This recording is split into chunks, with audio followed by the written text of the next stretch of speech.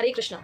Today day 7 of our Kartik special series Hari के अपने। आज हम जिन भक्त की बात करने वाले हैं ये षट गोस्वामी इसमें से एक है। जब ये अपनी साधना करते थे तो श्रीमती राधा रानी इनके सिर पर अपनी चुन्नी करके खड़ी हो जाती थी। श्री चैतन्य महाप्रभु से ये पहले गोस्वामी थे जो मिले थे। वैष्णवों को 2000 बार और भगवान को 1000 बार प्रणाम किया करते थे और श्री नित्यानंद महाप्रभु ने इन्हें मीठी सी पनिशमेंट भी दी थी। मैं बात कर रही हूँ श्रील रघुनाथ दास गोस्वामी जी की जय।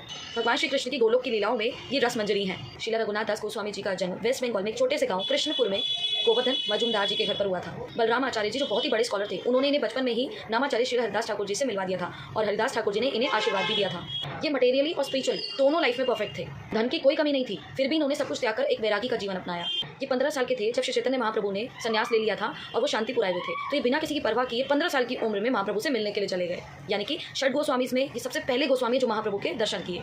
जब पहली बार महाप्रभु के दर्शन करते हैं तो उनकी ब्यूटी को, उनके एफिलिजेंस को देखकर देखते ही रह जाते हैं। महाप्रभु इनको बोलते हैं अभी तुम घर जाओ, भगवान के प्रति प्रेम को अभी मत दिखाओ, कृष्ण तुम्हें खुद ही बुलाएंगे।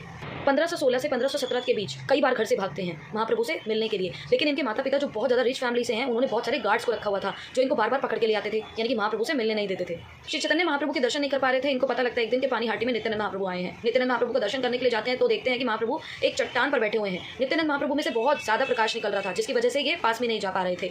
वहाँ के बहुत सारे लोग इनको पहचान जाते हैं और कहते हैं रघुनाथ दास गोस्वामी जी आए हैं। नित्यानंद प्रभु ने जैसे ही देखा वो उन्हें एक मीठी सी पनिशमेंट देते हैं कि तुमने छुपकर दर्शन करा है, और उन्हें पनिशमेंट दी जाती है कि आप जितने भी लोग हैं यहाँ पर सबको दही चिबड़ा खिलाओ। बहुत ज़्यादा रिच थे, इनके पास पैसे की कोई कमी नहीं थी, तो इन्होंने सभी के लिए अरेंजमेंट करा, सबको दही चिबड़े का प्रसाद खिलाया। उसी टाइमिंग पर चैतन्य महाप्रभु वहाँ प्रकट हो जाते हैं जो सिर्फ और सिर्फ नित्यानंद प्रभु को दिख रहे थे। इनकी साधना इतनी ज़्यादा स्ट्रॉन्ग थी कि एक दिन पूरा उपवास करते और 22 घंटे नाम जप करते, और पीते तो क्या, अगले दिन सिर्फ एक दोने में छाछ पीते। इनको नामाचार्य हरिदास ठाकुर जी से बचपन में आशीर्वाद तो मिल गया था, तो वही आशीर्वाद काम कर रहा था कि 22 घंटे नाम जप कर पा रहे थे।